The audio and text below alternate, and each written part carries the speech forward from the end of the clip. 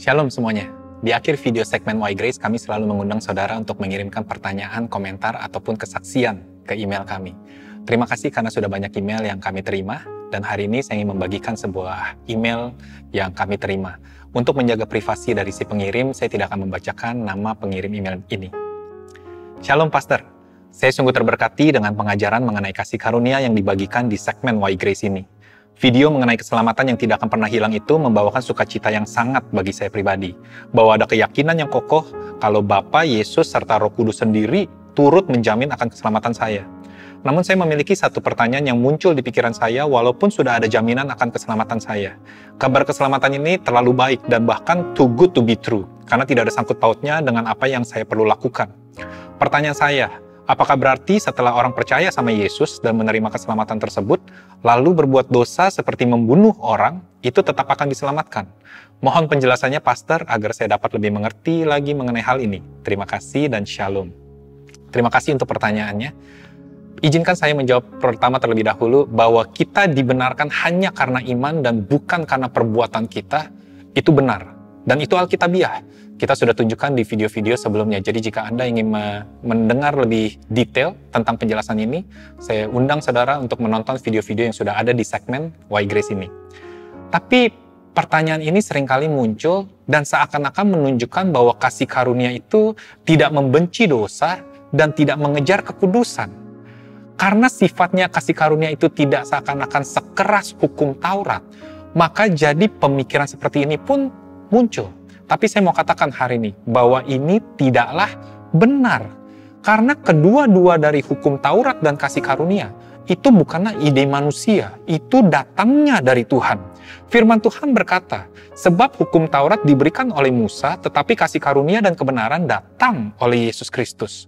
Dua-duanya datang dari Tuhan, cuma perbedaannya, hukum Taurat diberikan karena permintaan oleh bangsa Israel bahwa mereka menyanggupi seluruh peraturan yang Tuhan akan berikan karena keangkuhan mereka. Sedangkan kasih karunia itu datang karena kasih Tuhan, bukan karena permintaan manusia.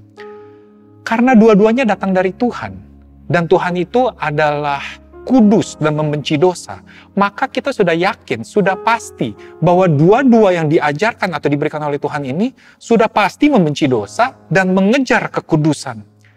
Namun kita tahu, hukum Taurat bukanlah jawabannya. Sebab firman Tuhan berkata, semua orang yang hidup dari pekerjaan hukum Taurat berada di bawah kutuk. Sebab ada tertulis, terkutuklah orang yang tidak setia melakukan segala sesuatu yang tertulis dalam kitab hukum Taurat. Hukum Taurat itu menuntut kesempurnaan, bahwa cukup satu saja yang kita gagal, kita sudah gagal seluruhnya. Lalu dikatakan juga sebaliknya, justru oleh hukum Taurat, aku telah mengenal dosa. Karena aku juga tidak tahu apa itu keinginan kalau hukum Taurat tidak mengatakan jangan mengingini.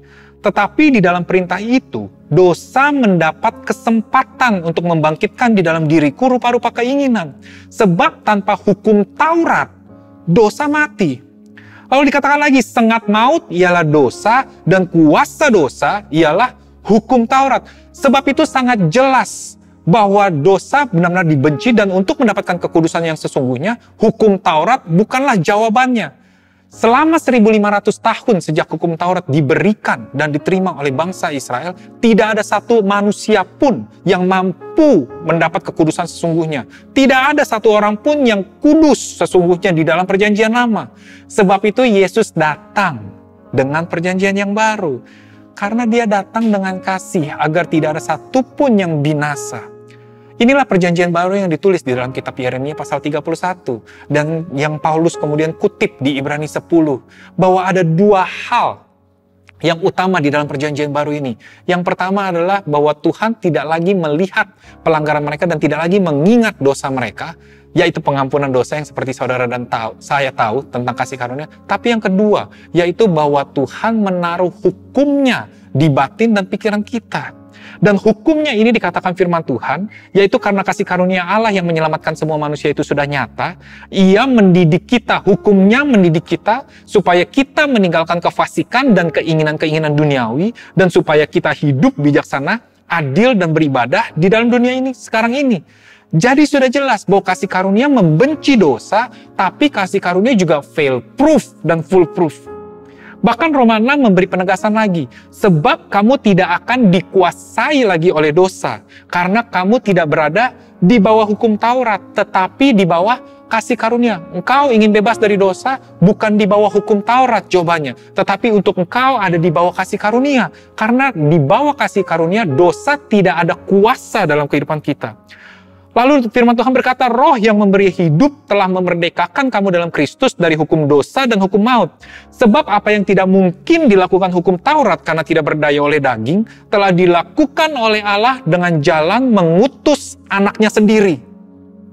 Sekali lagi saya tegaskan bahwa hukum Taurat bukanlah jawaban sebenarnya ketika kita ingin mengejar kekudusan.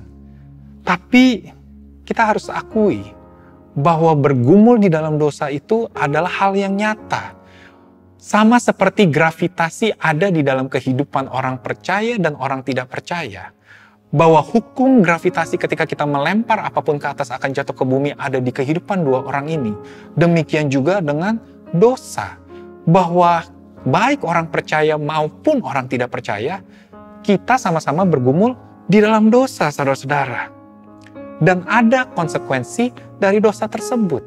Maka itu Paulus berkata bahwa hal-hal yang ingin kulakukan malah tidak kulakukan.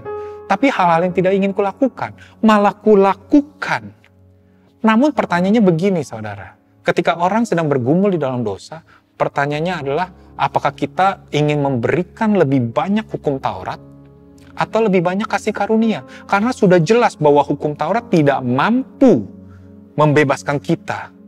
Tapi kasih karunialah jawabannya. Namun lucunya demikian.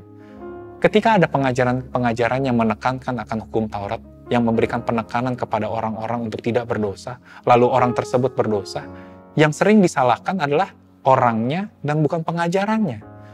Agak lucu, karena ketika kita mendengar pengajaran akan kasih karunia, dan ketika orang itu kemudian jatuh dalam dosa, yang disalahkan siapa, saudara-saudara? Pengajarannya, namun bukan orangnya. Seperti ada sebuah selubung yang menutup mata kita dan pikiran kita. Bahwa permasalahannya sebenarnya bukan di konteks apa yang kita ajarkannya, tapi orangnya.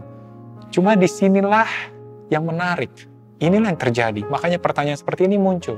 Tapi ingin saya tunjukkan di Lukas pasal 7, ada sebuah cerita yang menunjukkan sebuah kontras antara hukum Taurat dan kasih karunia di dalam sebuah perikop. Yaitu seorang Farisi yang bernama Simon dan seorang wanita yang dipercaya adalah seorang pelacur. Ketika mereka berdua berhadapan dengan Yesus, kekudusan yang kita maksud adalah kekudusan yang ingin melayani Tuhan dengan segenap hati. Ketika mereka berada di hadapan Yesus, yang menarik Yesus berkata kepada Simon, si orang Farisi, gambaran dari hukum Taurat, "Sejak aku datang, engkau tidak membasuh kakiku, engkau bahkan tidak memberikan minyak kepada kepalaku." Sedangkan wanita ini, yang gambaran kasih karunia, dia tidak henti-hentinya menyeka kakiku dengan rambutnya dan air matanya. Lalu Yesus mengeluarkan kata ini, barang siapa yang diampuni banyak, pasti dia akan mengasihi lebih banyak. Dan barang siapa yang diampuni sedikit, pasti akan mengasihi lebih sedikit. Jadi kalau engkau ingin mengejar kekudusan sesungguhnya, yaitu memberikan dirimu seutuhnya, sepenuhnya, seluruhnya kepada Tuhan, bukan hukum Taurat jawabannya saudara-saudara, tapi kasih karunia. Sekali lagi saya mau tegaskan, kasih karunia membenci dosa, tetapi mengasihi si pendosa, saudara-saudara. Oke semuanya? Terima kasih sudah mendengarkan video ini. Jika Anda mempunyai pertanyaan, komentar, ataupun kesaksian, Anda bisa kirimkan ke email yang akan Anda lihat di slide berikut ini. See you! Hai, saya Julian Chong dari The Cause Indonesia Church, dan ini adalah channel YouTube kami. Saya mau berterima kasih karena sudah bergabung dengan kami hari ini. Saya berharap apa yang kami bagikan menginspirasi Anda, membangun iman Anda, dan juga memberikan perspektif tentang bagaimana Tuhan bergerak di dalam kehidupan Anda. Saya percaya video hari ini sudah memberkati Anda. Maka itu jangan lupa untuk suka dan sebarkan video ini ke teman-teman ataupun keluarga Anda. Serta berlangganan dan juga menyalakan lonceng pemberitahuan di bawah ini untuk mendapatkan update akan video-video terbaru dari kami. Sekali lagi terima kasih dan jangan lupa nonton video kami yang lain di channel kami. Sampai jumpa di episode yang lainnya. Shalom.